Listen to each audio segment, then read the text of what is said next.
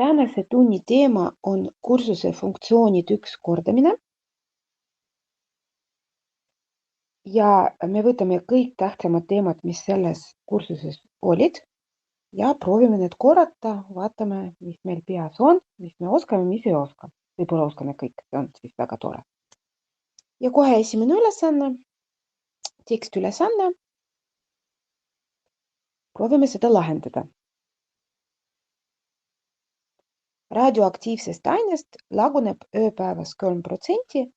Mitu grammi radioaktiivset ainet on alles 4 ööpäeva pärast, kui praegu on seda 50 grammi. See on liitintressi ülesanne ja valem, millega me seda siis lahendasime, oli selline.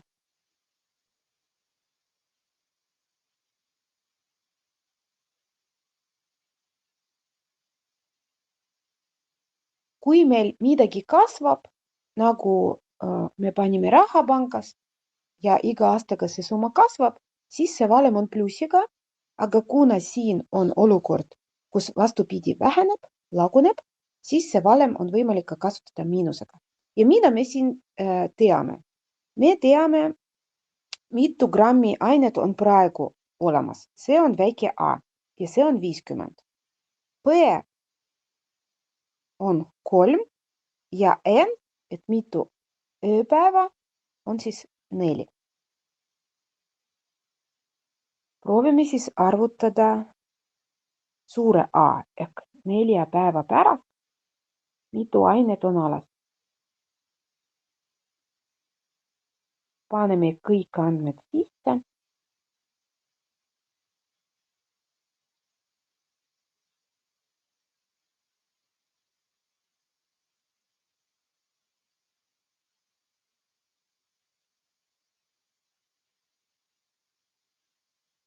Ja arvutame. Järjekord on selline, et kõigepealt me teeme tehe sulgudes, kui me 3 jagame 100-ga, see on 0,03 ja 1 miinus 0,03 on 0,97. Astmel 4, siin sulud ei ole vajalikud. Mul jäid juba, et siis proovime arvutada 0,97 astmel 4. See on 0,8853. Ma niimoodi ümardasin ja siis ma korrutan seda 50-ga.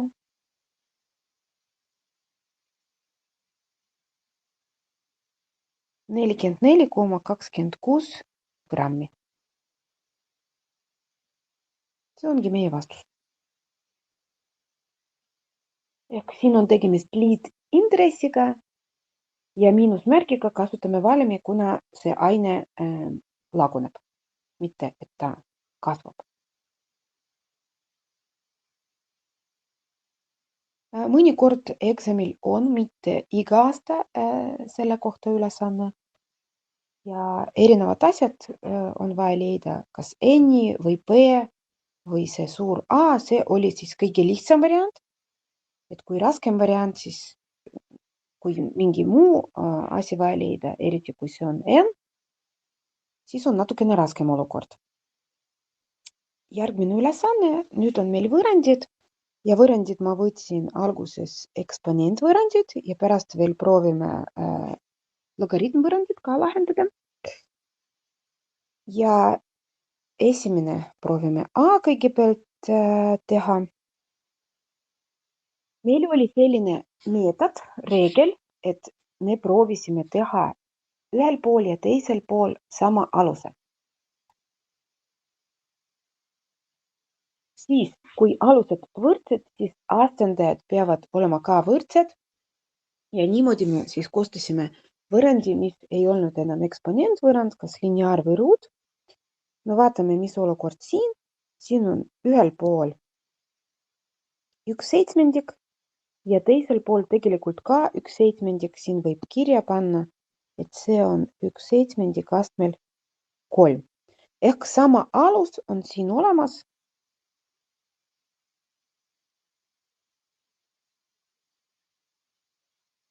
ja see alus on 1/7, siis astendajad on võrdsed.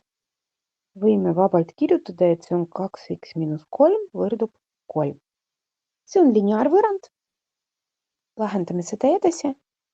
3 pluss 3 ehk ma seda miinus 3 tõstan teisele poole vastupidi märgiga.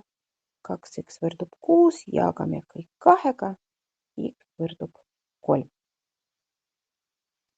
Esimene tehtud, nüüd on B.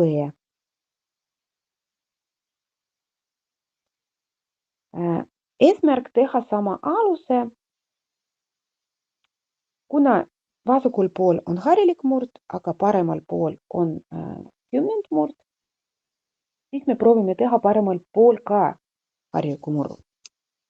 Vasak pool jätame rahule praegu. Murd 1,5 hariliku muru kujul, see on 3 kahendik. Kui me 3 jagame 2-ga, siis me saame 1,5. Kui me ei oska niimoodi kohe peast mõelda, et see on 3 kahendik, siis me teeme nii, et see on 15 kümnendikku ja 5-ga pärast taandame.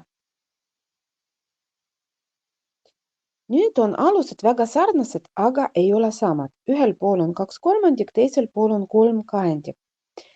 Meie teeme kas 3 kahendik vasakul või siis 2/3 paremal. No äkki teeme 2/3. Kuidas me võime 3 kahendikust teha 2/3? Me pöörame see arv ümber ja astmes tekib miinus.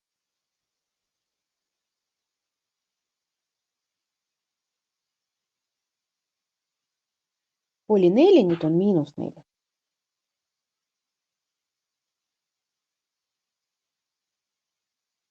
Nüüd alused samad, siis astmed on ka samad, ehk kohe leiame vastuse, et x on miinus 4.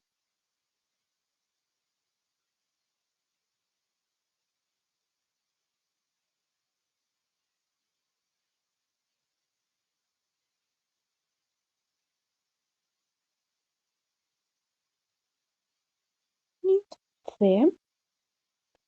Siin on 2 astmel 2x korda 25 astmel x.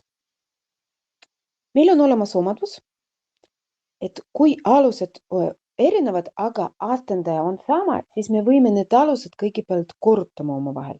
Praegu astmed on erinevad, me ei saa seda omadust kohe kasutada, aga me võime töötada selle 2-ga, mis tähendab 2 astmel 2x. See on 2 astmel, ma kirjutan seda eraldi praegu.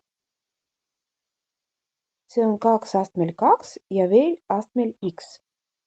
Selline omadus ka oli. See tähendab, et see on 4 astmel x. Sest et 2 astmel 2 me oskame arvutada. Nüüd, kui ma kirjutan sellisel kujul, et see on 4x korda 25x võrdub 100.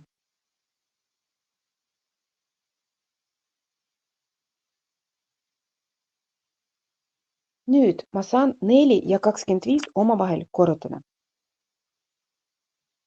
Ja võtan see korrutis astmel x. See on siis 100 astmel x võrdub 100. Aga see 100 ma võin vabalt kirjutada, et tal on astendaja 1. Alused on praegu samad, 100 ja 100. See tähendab, et x võrdub 1. Vot selline huvitav ülesanne.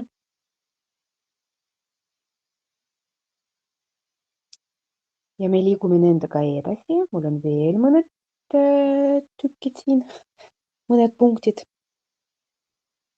D. Ühel pool on alus 3, teisel pool on 27. Kui me juba palju ülesandeid tegime, siis meil kohe peas tekib seos, et 27, see on 3 kuubis. Ja kõige mugavam siin teha paremal pool aluse 3. Vasak pool ma kirjutan sama. Ja siis 27 asemel, see on 3 kuubis. Kirjutan siis 3 kuubis. Ja ma pean need astmed paremal pool omavahel korrutama.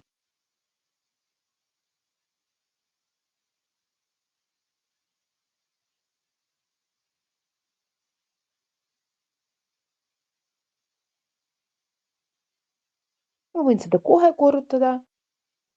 Ma võin hiljem seda teha. Nüüd ma saan kirjutada, et astmed võrdsed, et x miinus 4 võrdub. Ja nüüd ma avan rahulikult sulud. Korrutan kõik 3-ga.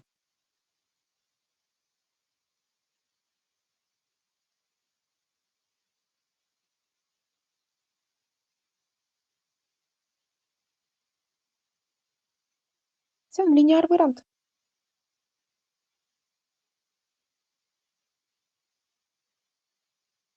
Lahendame seda.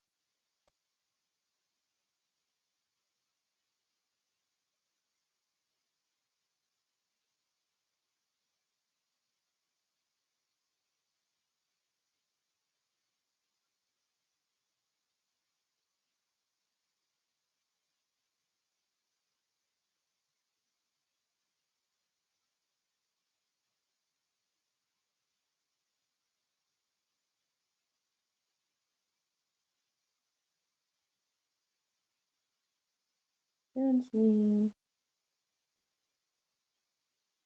miinus 4,4. Siis võimalik ka jätta hariliku murukujul, kui meeldivad rohkem need. Tee on siis selline.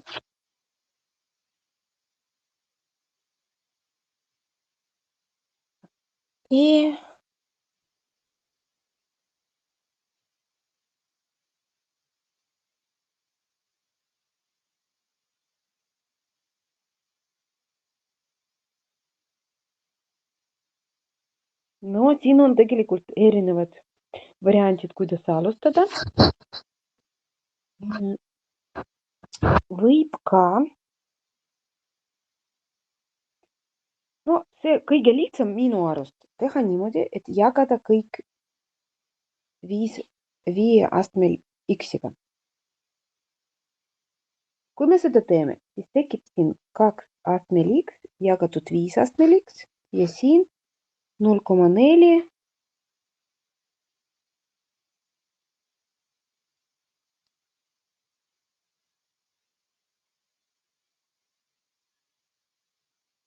korda 5 astmel x jagatud 5 astmel x, siis 5 astmel x ja 5 astmel x taandatakse ja siis jääb 2 viiendik astmel x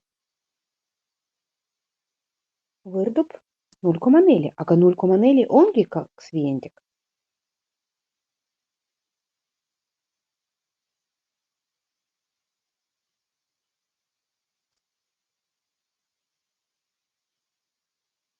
Siis x võrdub 1.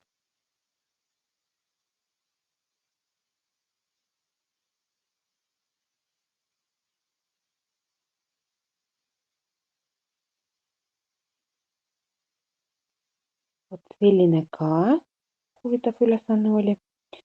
Ja järgmine eksponentvõrrand on võrrand, mis me lahendame teise meetodi järgi.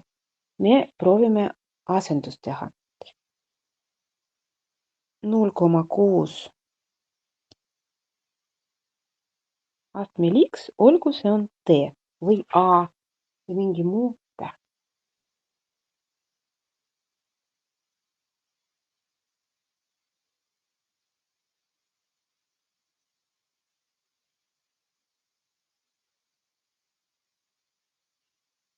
Siis 0,6 astmel 2x, see on sama nagu 0,6 astmel x ja kõik astmel 2 ehk see on t ruudus. Nüüd ma asendan 5t ruudus miinus 8t pluss 3 võrdub 0. See on ruutvõrrand. Ruutvõrrandi lahendame nii, et võtame kõigepealt koefitsiendid.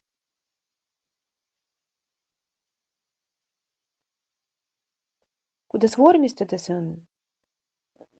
ei ole nii tähtis, kas te kirjutate need eraldi või ei kirjuta. Pigem see aitab, kui te kirjutate, aga see kohustuslik ei ole. Ja siis on miinus b või b ruudus võtame miinus 4 korda A korda C.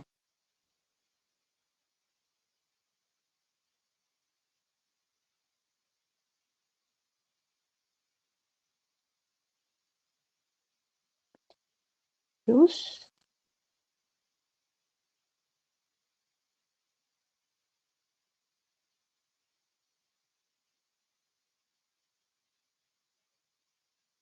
aga siin kuidagi ei tule ilus.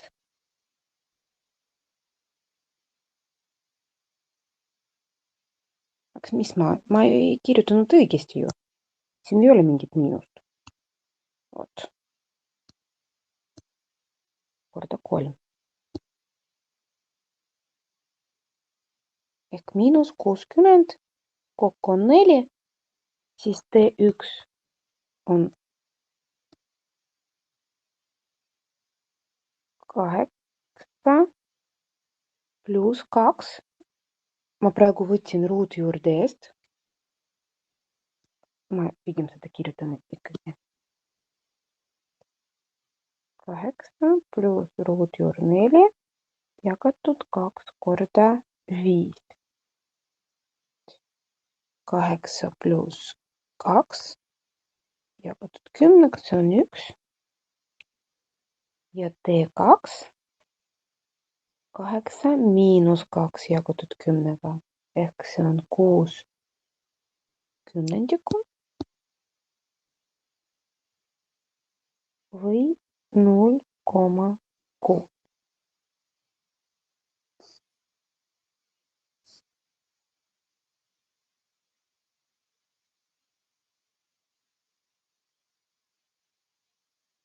Nüüd, kuna meie eesmärk ikkagi x-i leida, siis me tuleme tagasi asendusele ja kirjutame 0,6 astmel x võrdub 1. Ja siit me leiame x-i ja 0,6 astmel x võrdub 0,6. No teine x võrdub 1, aga esimene, mis astmes iga arv on 1. See astendaja peab olema 0 ehk x on 0. Et meil on 2 vastust, x võrdub 0 ja x võrdub 1 ja mõlemad meile sobivad, kuna tegemist on eksponentvõõrandiga. Siin x võiks olla ükskõik mis arv.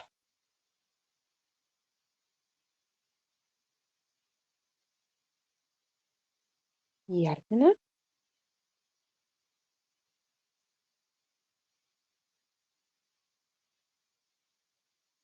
Nüüd on logaritmvõõrandid.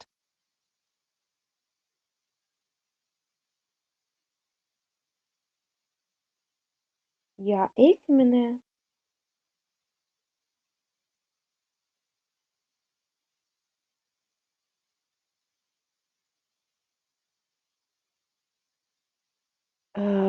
siin on alus 10, see on 10. logaritm vasakul, 10. logaritm paremal. Ja meil oli selline meetod, et kui on ühel pool logaritm sama alusega nagu teisel pool, siis me võtame, et logaritmeeritavad on ka võrdsed.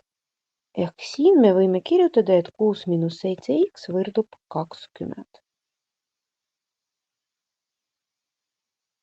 Siis miinus 7x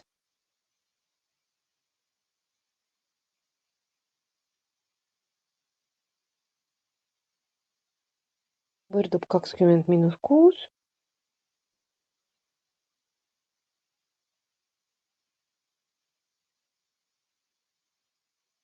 See on 14, jagame miinus 7-ga.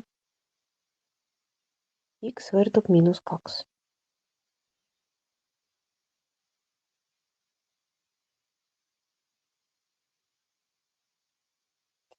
Kui on tegemist logaritmvõõrandiga, siis me alati peame kontrollima, kas see lahend sobib meile.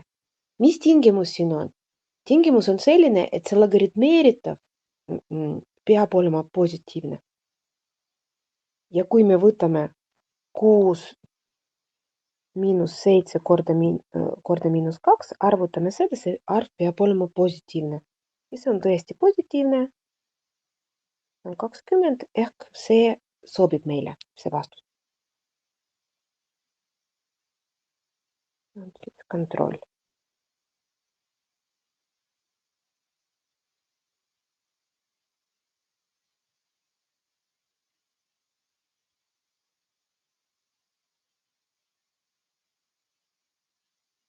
nüüd on H ja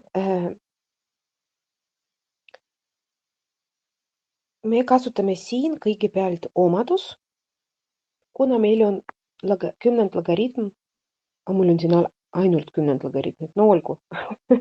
Te ju teate, et tegelikult logaritmid on erineva alustega. Aga kuna alust siin ei ole kirjutatud, siis see alus on 10. Logaritm x pluss logaritm x miinus 3. Me kasutame omadus, et me võime need logaritmeeritavad omavahel korrutada. Ja me ei korruta logaritmid, me just korrutame logaritmeeritavad.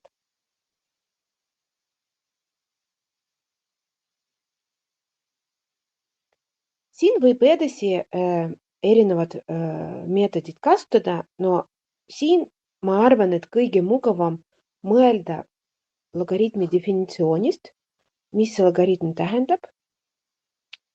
Ja selles definitsioonis me saame teada, et tegelikult 10 astmel 1, 10 ma võtsin siit, siin ei ole kirjas, ja? 1 ma võtsin siit. See võrdub see logaritmeeritav.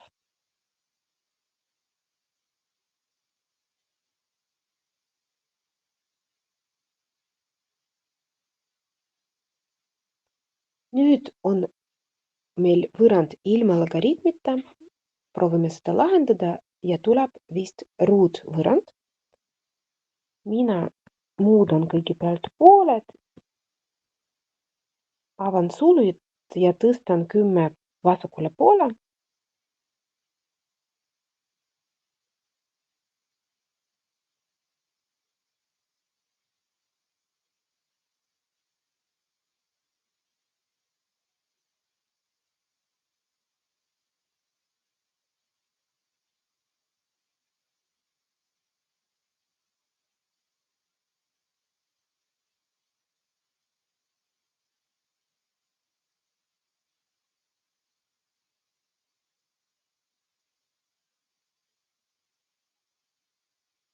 Ja lahendan seda.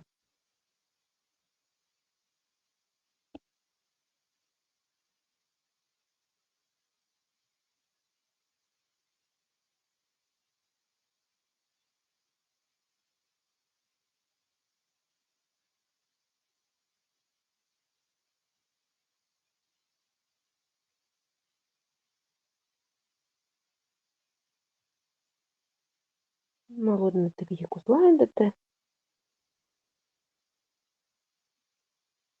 Isegi võib-olla kiiremini kui mina. Sest et mul on siin kirjutamise probleem. D võrdub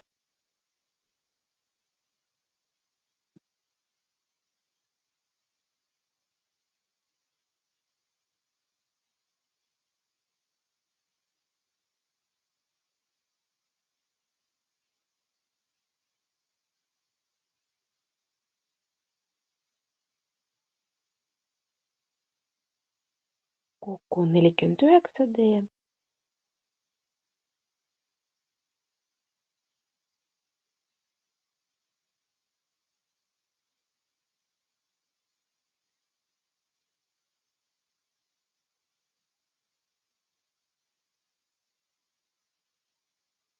Ruutjuur 49 on 7. Siis esimene x on 5.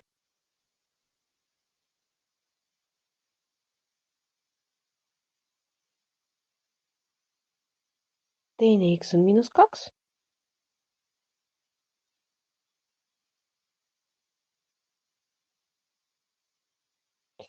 Ja üks neist lahenditest meile ei sobi, kuna kui me võtame seda lahendi, siis logaritmitav on negatiivne, mis ei tohi olla. Ja see lahend on -2, sellepärast, et kui me -2 paneme siia või siia, no vahet ei ole, kui isegi ühes kohas see on negatiivne, siis see ei sobi. Siis meie logaritmeeritav on negatiivne, siis on mõttetu logaritm. logaritmi ei eksisteeri, kui on logaritmitaf negatiivne. Siis vastus on 5, ainukene. Ehk logaritmvõrrandi puhul alati vaja kontrolli teha ja mõnikord ei sobi mingi lahend.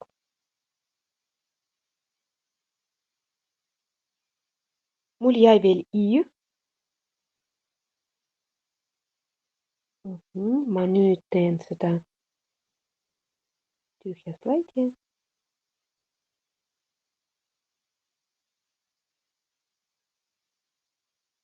Või isegi 2 lisasin. Olgu, ma nüüd kirjutan selle ülesanne logaritm x ruudus miinus 6 võrgu.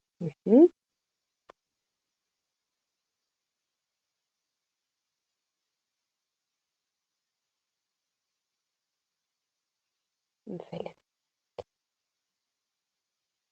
Ja nüüd me kasutame teine meetod, et see on väga sarnane sellega, mis me tegime eksponentvõrrandis, asendus. Logaritm x ma asendan mingi tähega, olgu see kord on, olgu m. Võib-olla ka a. Või t, nagu meil oli juba. Vahet siin ei ole. M ruudus miinus 6 võrdub m. Ja kui logaritm x on m, siis logaritm x ruudus on m ruudus.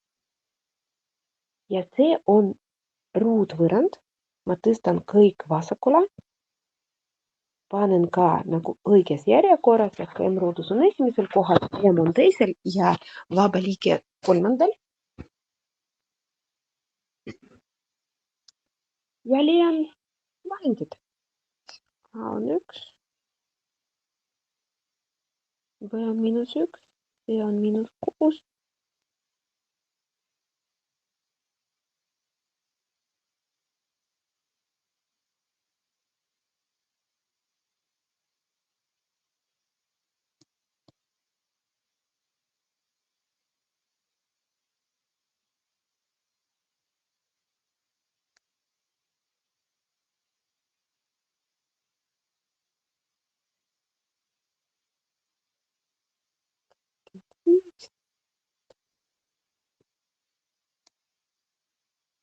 M1 on 1 pluss ruutjuur 2 korda 1, 1 pluss 5 jagatud 2 on 3.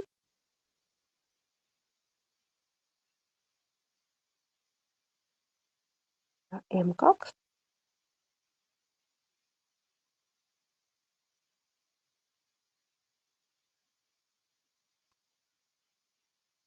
miinus 2. Mis te arvate, kas meile sobivad mõlemad või üks neist?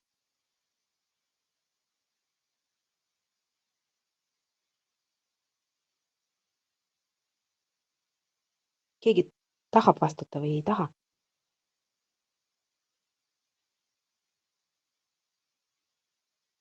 Kuna m, see ei ole logaritmitav. Logaritmitav on x, siis meile sobivad siin mõlemad. Kuna praegu me tuleme tagasi asendusele ja kirjutame, et logaritm x võrdub 3. Ja teine variant, et logaritm x võrdub miinus 2. Et mõlemad variandid on korrektsed ja mõlema jaoks me leiame x. Esimene x on 10 astmel 3 ehk see on 1000. Me kasutame siin logaritmi definitsiooni.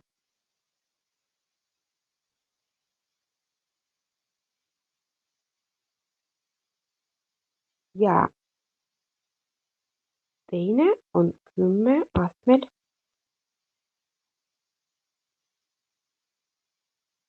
miinus 2, see on 0,01.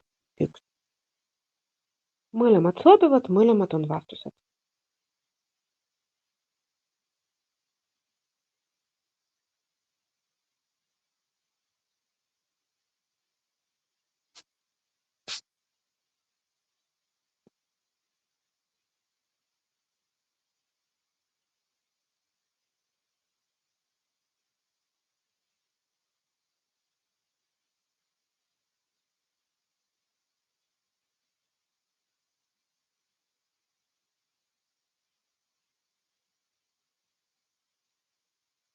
Selle teemaga on praegu kõik. Kordasime, kuidas lahendada eksponentvõrrandid ja logariitmvõrrandid. Järgmine osa, mis ma tahan korrata, et kuidas leida funktsiooni määramispiirkonda.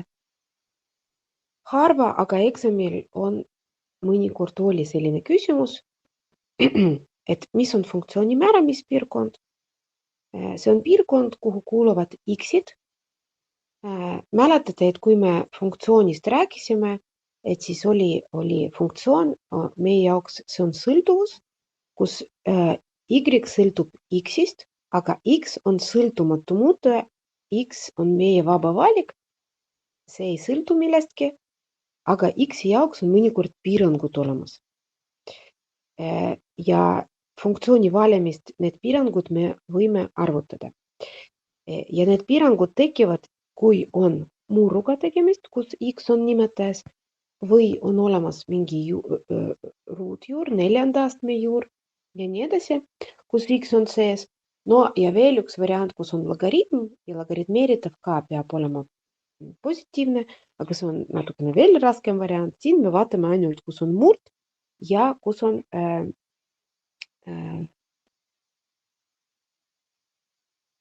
ruutjuur. Ja kõigepealt võtame a.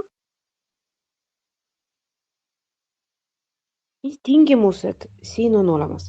See, mis on juuremärgi all, see avaldis peab olema positiivne või 0. Ehk võib kirjutada, et x miinus 1, x plus 2, x plus 1, x miinus 2.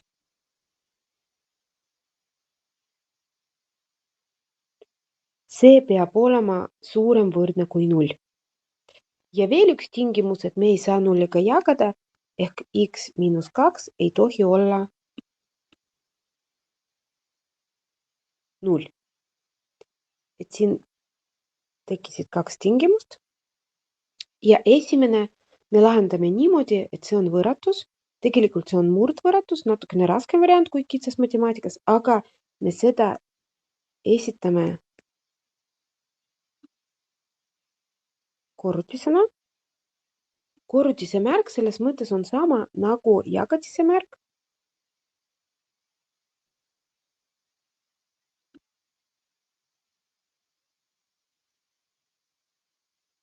Nüüd meil tekkis selline võrratus. Ja kuidas me lahendame sellist võrratust? See on ruutvõrratus.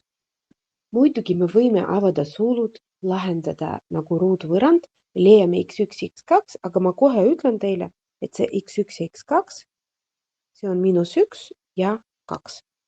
Esimene ma võtsin esimeses sulus ja teine teises sulus.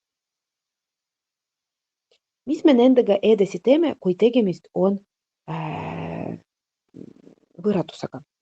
Me joonistame parabooli. Me paneme need arteli peale, need lahendid, ja joonistame parabooli. Siin parabool on haaradega ülespoole.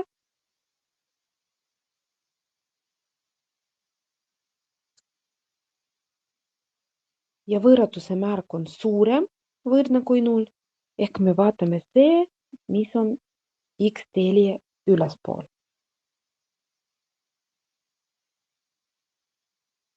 Siis ma kirjutan, et määramispiirkond. Esimene plussmärgiga piirkond on see miinus lõpmatusest kuni -1. Ja kuna meie võrratuse märk on suurem võrdne, siis ma siin kasutan kandilist sulg. Ja teine piirkond on teine plussiga piirkond ja see on 2 lõpmatuseni, aga seal, kus on 2, ma kasutan ikkagi ümmargune sulg. Sellepärast, et meil on tingimus, et x miinus 2 ei tohi olla 0. Siit võib kirjutada, et x ei tohi olla 2. Ehk see 2 ei saa olla kaasa arvatud ja see ümmargune sulg näitabki seda, et 2 ei ole kaasa arvatud.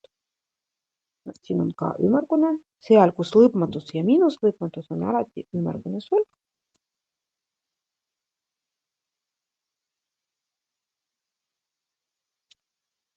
ei taha mul pliiats nii joonitada.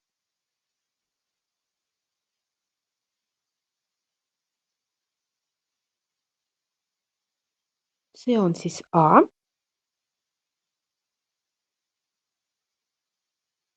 See ülesanne on selline analüütiline, see ei ole üldse lihtne. See on päris raske ülesanne ja B. Siin on 2 tingimust. See sisu, mis siin on, peab olema suurem võrdne kui 0. Ja see ka, et me kirjutame mõlemad tingimused praegu.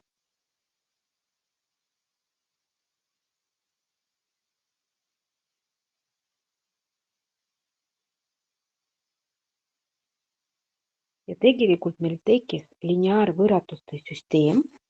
10. klassis see teema meil oli ja me seda lahendasime niimoodi, et me lahendasime esimest, panime seda arvtelje peale, pärast lahendasime teist ja kasutasime sama arvtelje ja lisasime veel teine joonis ja vaatasime, kus need piirkonnad lõikuvad omavahel. Teeme seda siin ka.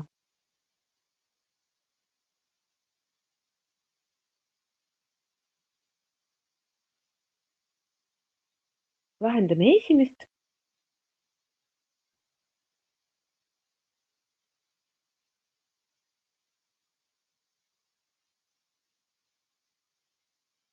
Tõstame 3 teisele poole, x on suurem võrdne kui -3. Ma teen joonise. Panen -3 siia. X on suurem võrdne kui -3. See piirkond ma kirjutan siis paremale poole. Ja nurga ka, sellepärast, et võrdusmärk siin ka olemas on suurem võrdne.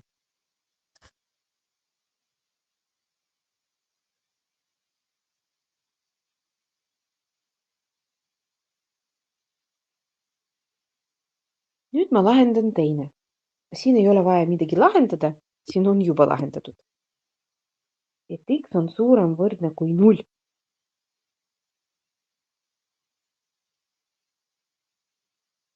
Kuhu ma panen seda 0? 0 on suurem kui 3, -3 ja siis me paneme seda -3-st paremale poole. X on suurem võrdne kui 0, nurgaga paremale teine piirkond.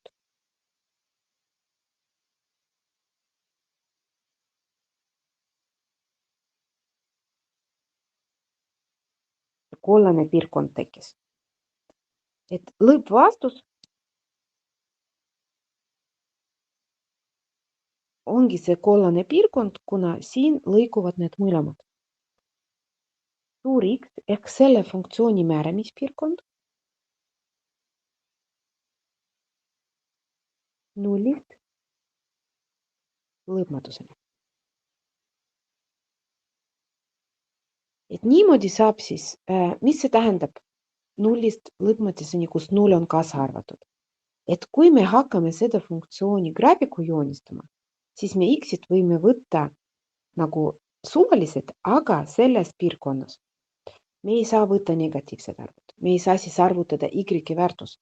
Et X võib olla 5, võib olla 10, võib olla 100, võib olla 0,5, aga see ei saa olla -2 näiteks. Vot see määramispiirkond näitabki seda. Järgmine.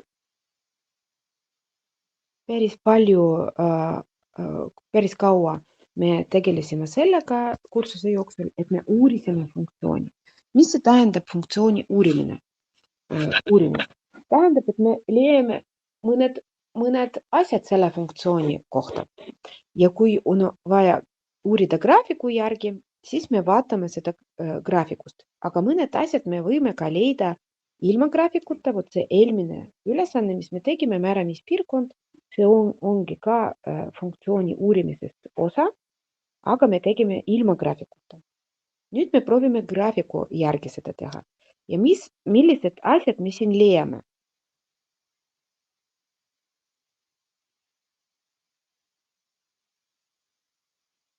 Me leiame määramispiirkond. Ma arvan, et muutumispiirkond me ei hakka leidma siin. me leiame nullkohad, positiivsuspiirkond, negatiivsuspiirkond, funktsiooni kasvamisvahemik, kahanemisvahemik ja ekstreemumikohad. Ekstreemumkohad.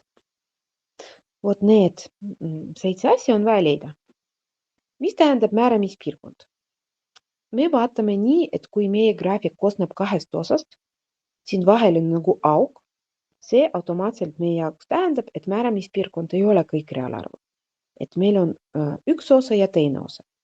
Ja esimene osa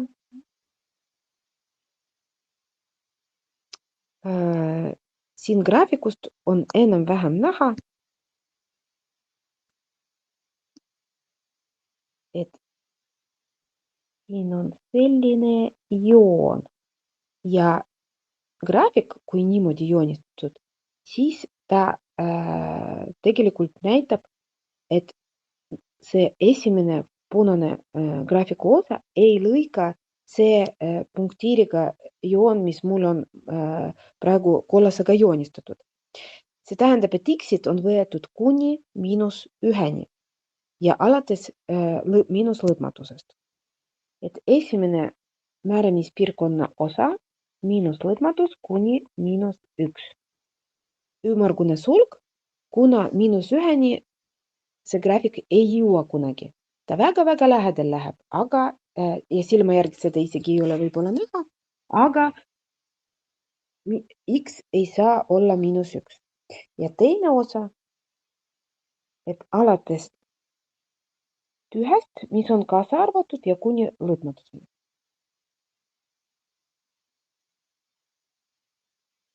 Vot selline huvitav määramispiirkond. Kui on graafik üks joon, pidev joon, kus ei ole algust ega lõppu, siis määramispiirkond on kõik reaalarvud. Mõnikord eksamil oli küsimus, et leidki määramispiirkonda, kas siis oli lihtne variant, et kõik reaalarvud, aga ikkagi seda vaja kirja panna. Sellest vaja teada. Järgmine osa on nullkohad. Ja nullkohad on kohad, kus graafik lõikab x-telje. Ja x-telje ta lõikab meil ainult siin. Ehk see üks ongi nullkoht ainukene ja me kasutame loogsulud, kuna siin, kui me otsime nullkohad, siis meil on konkreetsed väärtused. Meil ei ole vahemikud. Meil on konkreetsed väärtused ja siis konkreetsed väärtused, siis me kasutame loogsulud.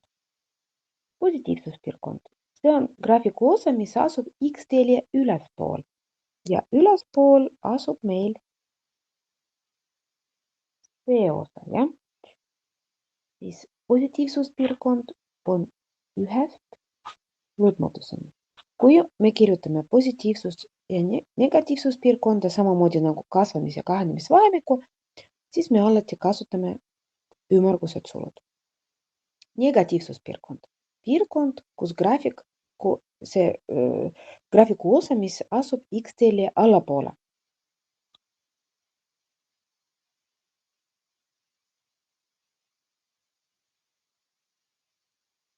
See, jah? Ehk miinuslõpmatus kuni -1.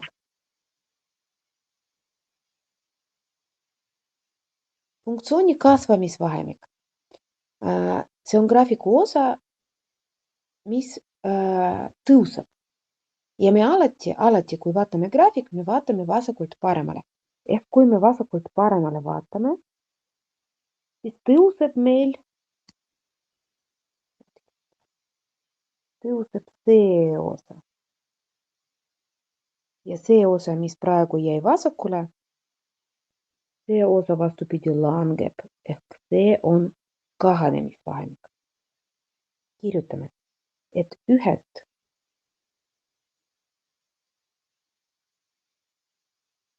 lõpmatuseni meie graafik tõuseb ehk kasvab ja miinuslõpmatusest -1-ni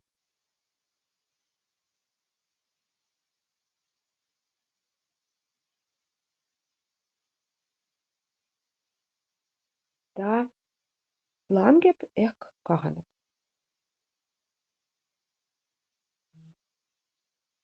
Ja ekstreemum kohad, ekstreemumkohad on siis kohad, kus toimub see vahetus. Ehk kujutame ette, et funktsioon tõuseb, kasvab ja peale mingit punkti ta hakkab langema ehk kahanema. Siis seal tekib ekstreemumkoht.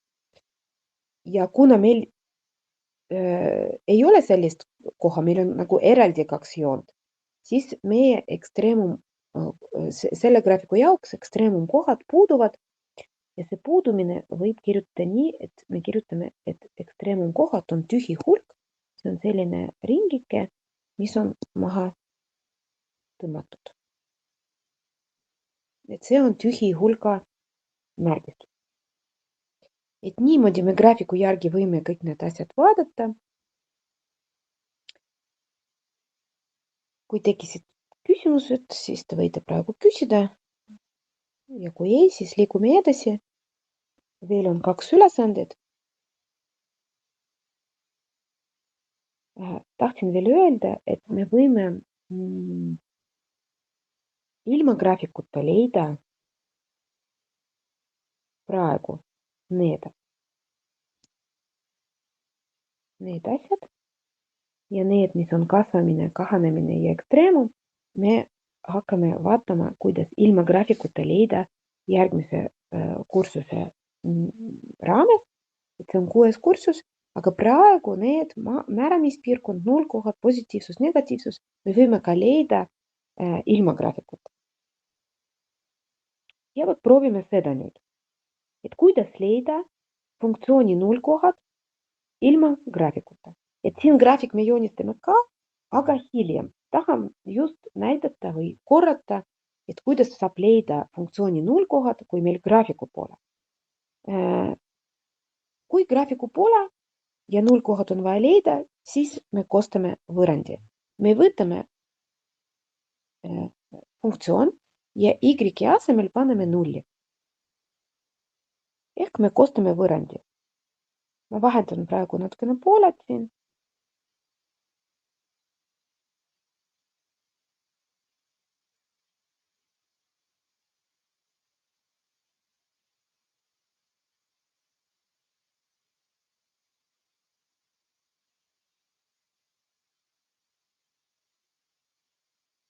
Ja y asemel panen nulli, mul tekkis võrrand, antud juhul see on ruutvõrrand. Ja ruutvõrrandi me võime lahendada läbi diskriminanti, nagu tavaliselt tegime. Ja kuna see ei ole täielik ruutvõrrand, siis ma siin näitan teise meetodi, aga pärast, kui te vaatate, siis te võite ka oma moodi teha. Läbi diskriminanti meetod sobib igale ruutvõrrandile.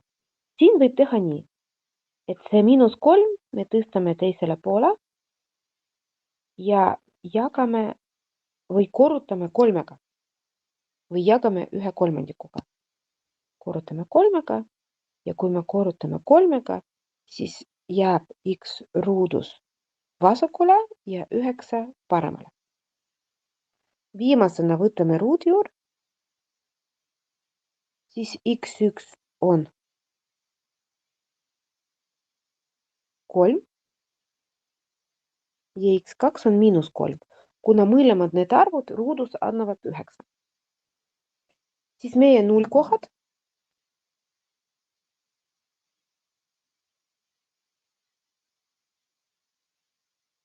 -3 ja 3. Vot niimoodi, kui me koostame võrrandi, y asemel võtame nulli, niimoodi me leiame funktsiooni nullkohad, arvutades, mitte graafiku järgi. Kuidas leida positiivsus ja negatiivsuspiirkonda? Siin on sarnane meetod, aga me ei koosta võrrandi, me koostame võrratuse. Võtame seesama vale ja koostame võrratuse, et see funktsioon on suurem kui 0. Kui me koostame sellise võrratuse, siis me leiame tegelikult kus funktsioon on positiivne. Aga me ei pea lahendama ka võrratuse, mis on märgiga väiksem kui 0, sellepärast, et kui me leiame, kus funktsioon on positiivne, siis ta on negatiivne seal, kus ta ei ole positiivne. Et meil ei ole kaks võrratust vaja lahendada. Ja kuidas me lahendame seda võrratust? Me juba leidsime, et esimene etapp me leiame x1 ja x2, need on meil juba leitud.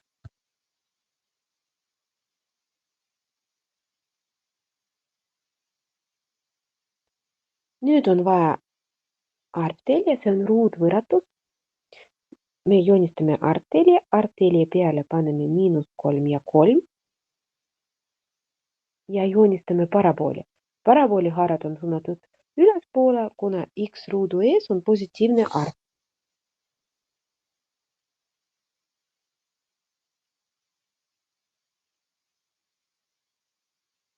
Ja kuna me lahendame võrratus,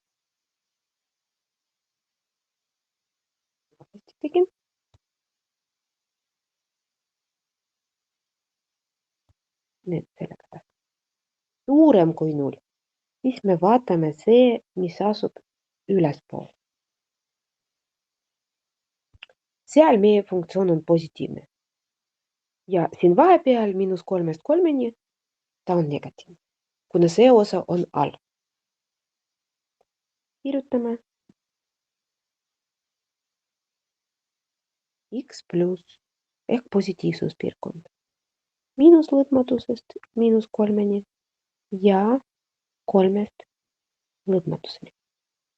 Ja negatiivsuspiirkond siis -3-st 3-ni alati kasutame ümmargused sulud. Siin ei ole vaja üldse mõelda, millised sulud kasutada, alati ümmargused.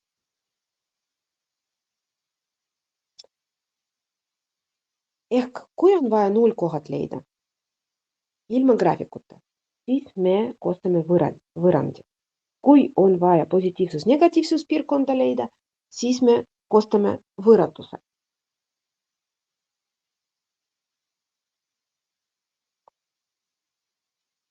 Nüüd viimane, meil on vaja joonistada graafik. Graafik on parabool, kuna tegemist on ruutfunktsiooniga ja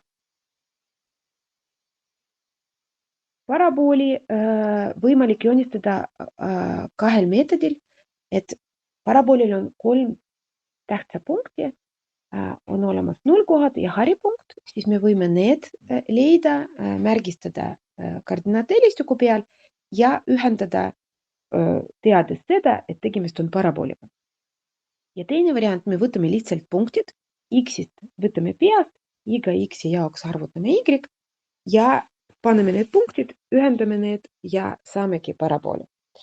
Et mõlemad variantid sobivad. See teine variant sobib igale funktsioonile, et võimalik niimoodi joonistada. Ainukene asi, et mitu punkti võtta, sõltub juba, kas te juba näete, kuidas graafik asub koordinaatelistiku peale või ei näe veel. No, meil on nullkohad juba olemas, me võime need panna.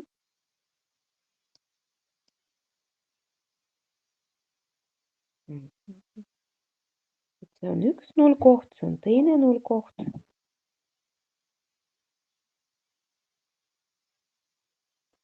Me teame, et haarad on suunatud ülespoole, kuna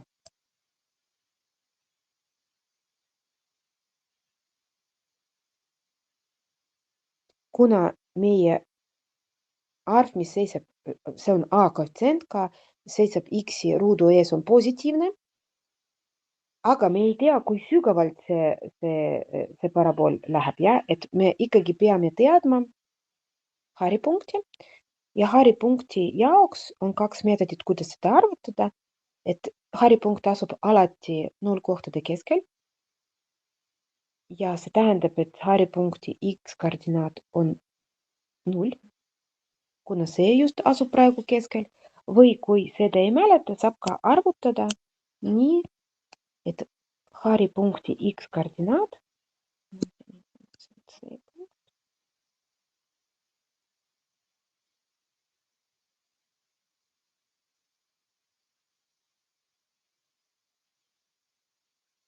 valesti kirjutan teile -b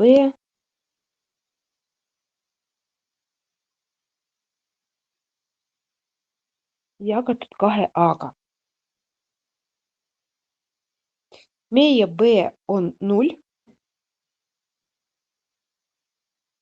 siis meie haripunkti x koordinaat on 0. Aga punktil on alati ju 2 koordinaati. Meil peab olema veel y.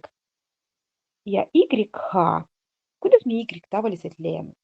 Alati sama lugu. Me arvutame seda. Me võtame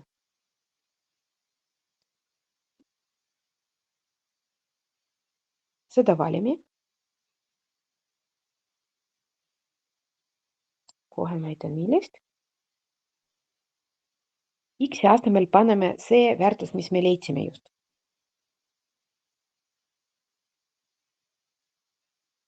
Üks kolmandik korda 0 ruudus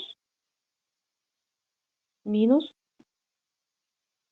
3 võrdub 3.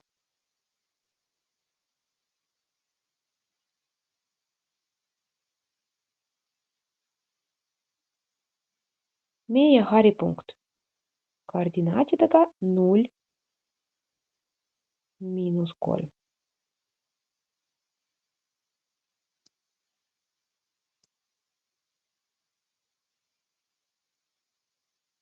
See asub siin.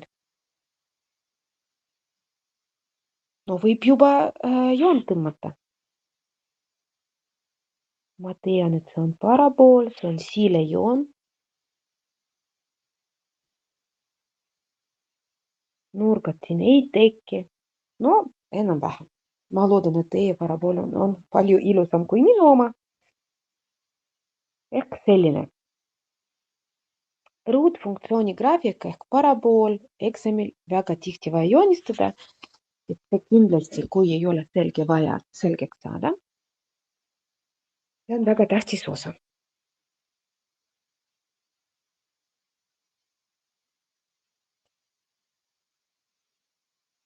Kui vaja, siis te võite tegelikult veel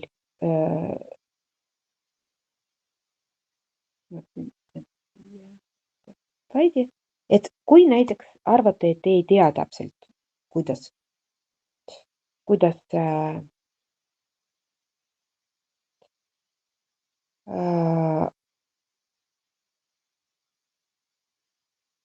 ma ei tea, mis see punane on mul.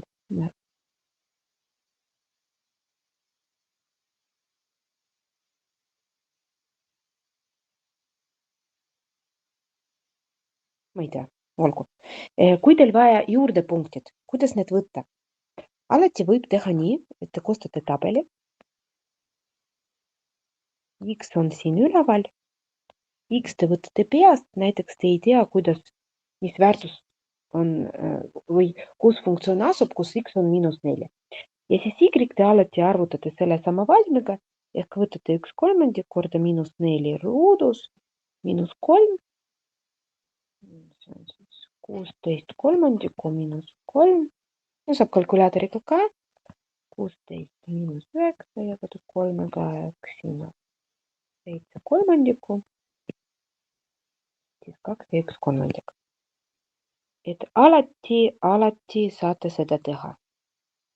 X võetakse peast, Y arvutatakse ja niimoodi leitakse punkt, et seda punkti panna koordinaatelistiku peale ja pärast, kui punktid on piisavalt palju, ühenda need ja saada graafiku. Vot selline metoodika siis. Ja siis viimane ülesanne, sarnane, aga midagi siin teistmoodi, jah? Et nüüd on funktsioon Y võrdub 1 kolmandik X -3. Siin ei ole X ruudus. See tähendab, et see on lineaarfunktsioon. See ei ole ruutfunktsioon ja lineaarfunktsiooni jaoks graafik on sirge joon, aga graafik me joonistame lõpus. Kõigepealt me joonistame siis või leiame kõigepealt nullkohad, positiivsus, negatiivsus piirkonda ja siis juba joonistame. Et meetod on sama, kui on vaja nullkohti leida, siis me koostame võrrandi.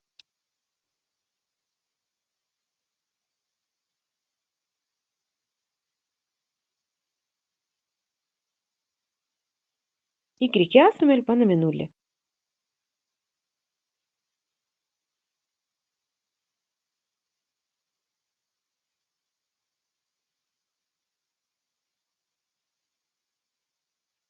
lineaarvõrrand. Lahendame nii.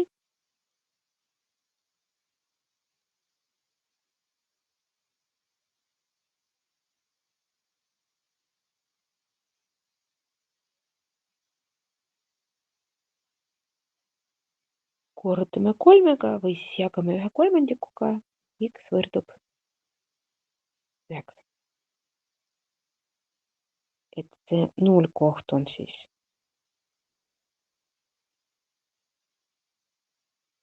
9 loogsulgudes.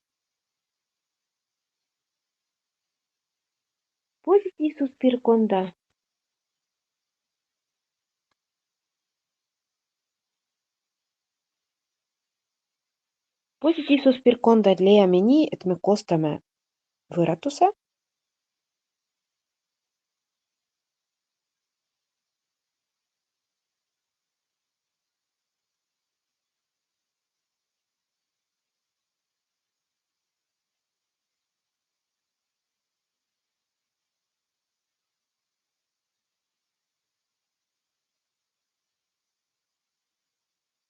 Saame, et X on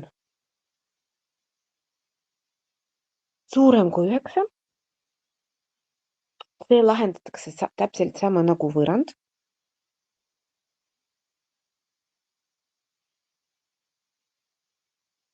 Ja joonisel siis paneme 9 siia.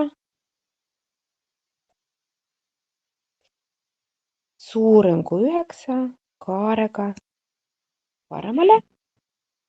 Positiivsuspiirkond on seal üleval. 9 kuni lõpmatus ja siis negatiivsuspiirkond.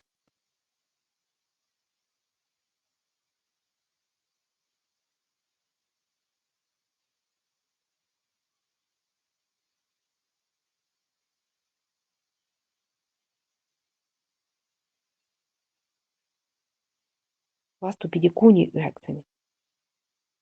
Miinus lõpmatus.